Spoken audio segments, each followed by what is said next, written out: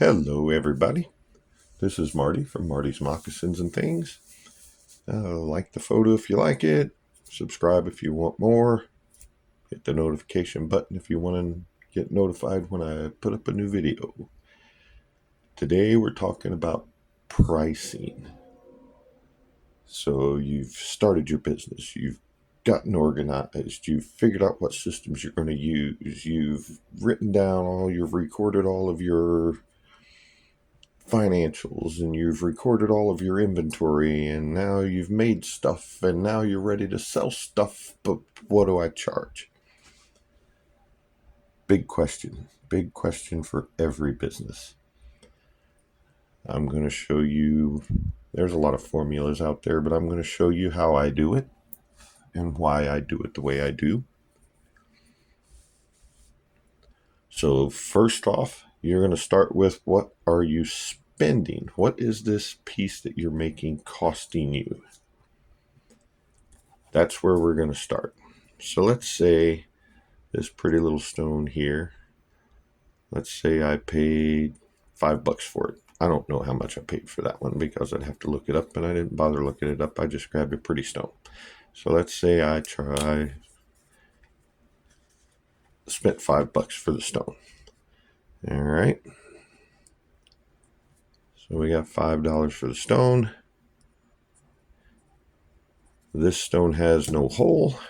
It's fairly large. I will probably use 2 feet of wire to wrap this stone. So I charge $1 a foot for my wire.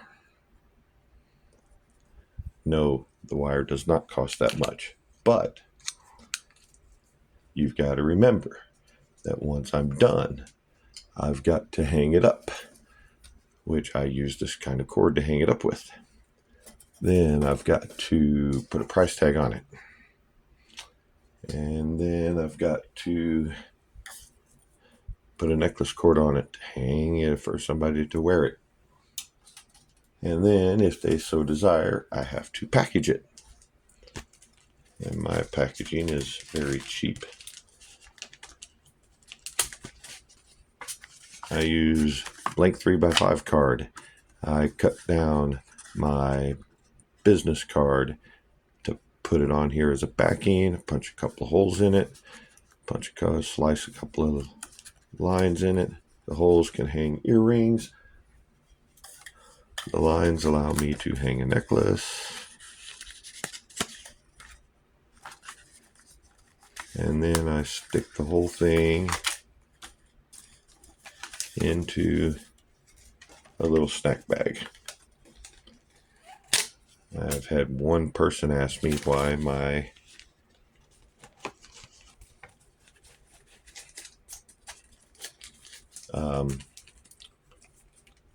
packaging is so cheap, why it's so cheap looking.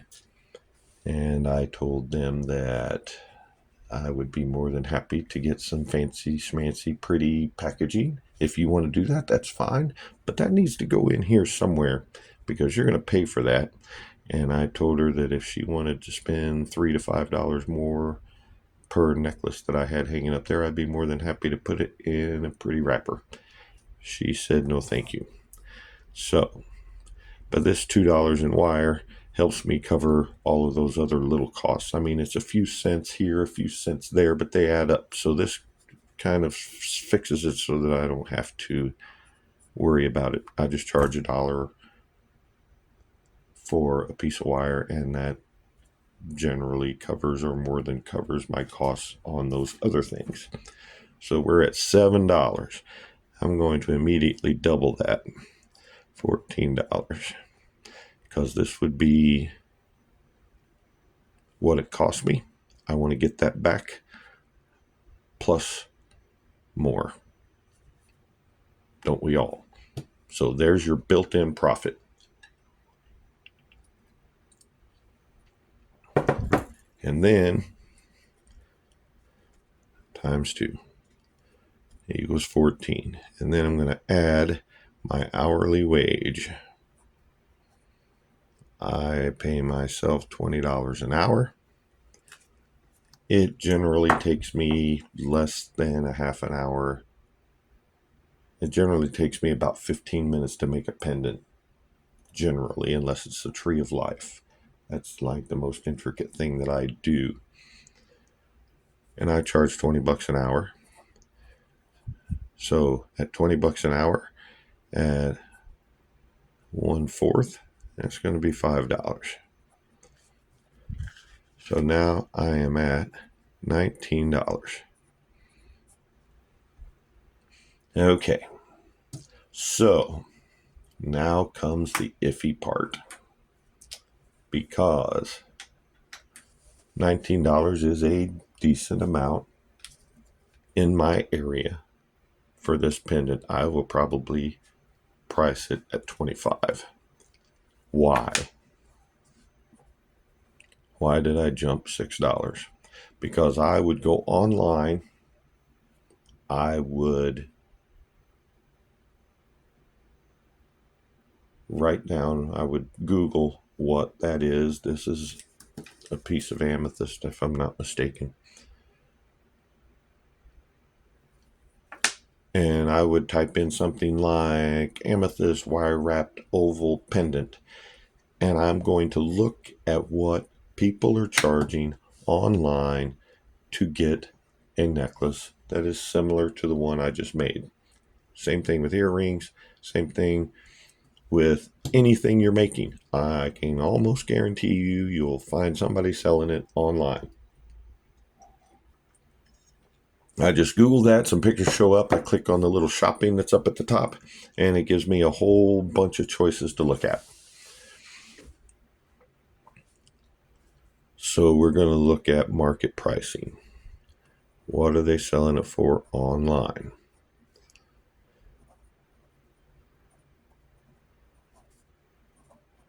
Online. And then comes the most complicated part, your market. What does something like this sell for in your market? In my market, I'm pretty confident that I can get about $25 out of this. That's another reason why I jumped it up. But if I go online and I find out that it's being sold for, say, $17 everywhere, and mind you, you have to pay attention, because some of the places that you see online are going to be like super cheap. That's their loss leaders. They've got a big website of some sort, and this is a cheap way to get you into the website to look and see their more expensive stuff. So you kind of have to just scroll through and kind of get an idea of what it's being sold for.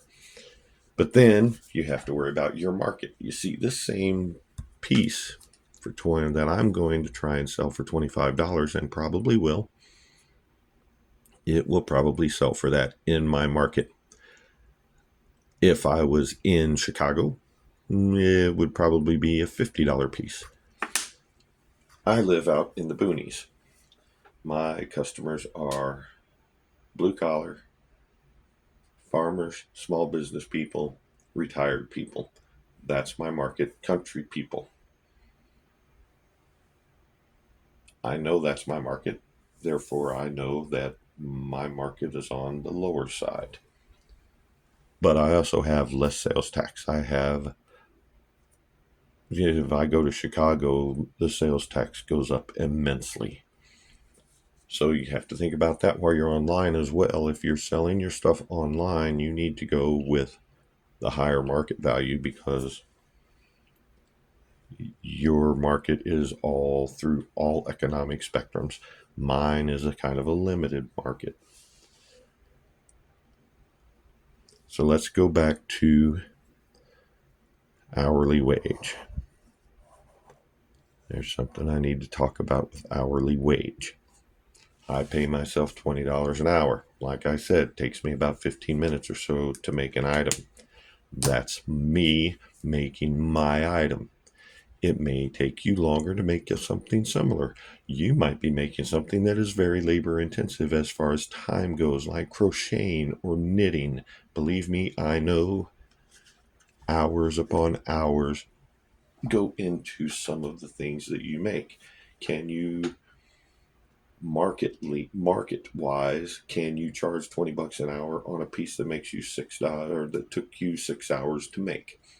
Probably not. So if you're going to be selling something like that, you need to be doing it because you love doing it, and you're selling it just because you don't want it to pile up in your corner, because you're never going to get the hours that you put into it. You're never going to get money out of it. I know that. So, this is just a formula that I use for my products, which are crystal and stone jewelry. So I know a lot of crafters. I know that some of their stuff takes hours and hours and hours to make, and they're selling it for $25 when it costs them, $10 in yarn, $15 in yarn. They don't even charge an hourly wage because it's impossible to get their money out of it that way. And I get that. This is just my way of doing it. And this part here, your market, the two most important things is your costs, marketing online. You can beat it, you can join it, you can get in the middle, and your market area.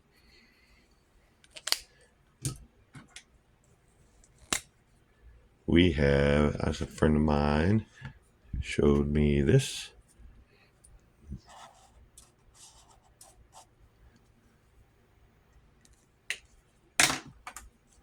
We got red. It's orange, but I can't really tell. It's supposed to be orange. It's supposed to be yellow, but I don't have a yellow one. So we got red, yellow, and green. So for this particular piece, this is an easy way to do it. This particular piece, I definitely want to get my money out of it. In this particular case, we're going to use what I call the wholesale price. This is what it costs to make it. This is what I would sell for a wholesale price, and this is the price I want. This is the price that I think the market will bear. So we want to put $14 right here. Anything below that is red, and you're losing money. Okay? And here is 25. That's what you're asking for. That's big time in the green. That gives you anywhere between $25 and $14, which means you could give a discount. You could have a sale. You could have an on-the-spot discount. You could be in an area where people like to barter. That's not the word I'm looking for. They like to, what's the word I'm looking for? They like to find deals. They like to haggle. That's a word I'm looking for. They like to haggle.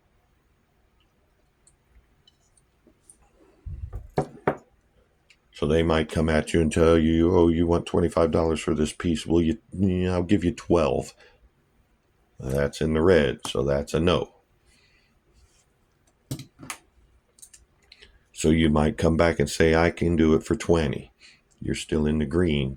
So in between 25 and 14, you've got what? $11. So you're still in the yellow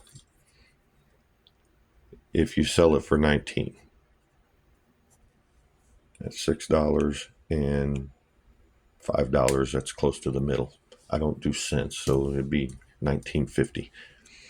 So you've got haggle room, and you are still getting. You cannot go below this because then you're in the red. You're losing money. So anywhere in between here, if you want to give a deal, you want to have a sale, you want to haggle with your customers. In my area, they don't really haggle. When I offer somebody a discount because they're really nice to me or they're a kid, I give a lot of teenagers discounts just because they're young. A little kid wants something and mom and dad can't quite afford it, but they're in love with it. I'll cut my price in half. But you notice that in half of 25, is not quite 14. So sometimes I might lose $1 or $2. So, I could easily cut that to $15, still make my profit, but it's kind of in the yellow. But it also, sometimes when I give a kid a discount, mom and dad are like, oh, well, that was really nice of them. What else you got? So there, that type of thing. I do give discounts, but they are few and far between. But this gives you the room to do that. If you want to do a 30% off sale, that'd be like $7 off. Now you're back down to $18. You're still making $4 over, so you're still in the yellow. So that's how I keep it in my mind. I look at my market pricing. Sometimes the market pricing is not good. Sometimes this piece that I want to sell for 25, everybody's selling for 20. So now I'm going to have to just try and sell it for 20. And that still gives me $6 in the green and the yellow. So I can still move it a little bit down. So that needs to I keep that kind of in my head. I know what my minimum price is. That's the important part. Don't go below that unless you're just being really nice. Sometimes if you have a really great day, you can do that. So that is my way of doing marketing. That's my way of doing pricing right there. That's the whole system. I just do that with everything I make. And after a while with your market pricing online, that doesn't take very long unless you get in a completely new item. Because I've been doing this a few years. I've checked everything under the sun just about. Every now and then something new pops up and I have to look it up. But usually I already have an idea of what it sells for in my area. I hope this helps you out. Any questions, go ahead and throw them in the comments. My next video will be on the different types of sales, because now once you get it priced, you got to sell it, right? So there are different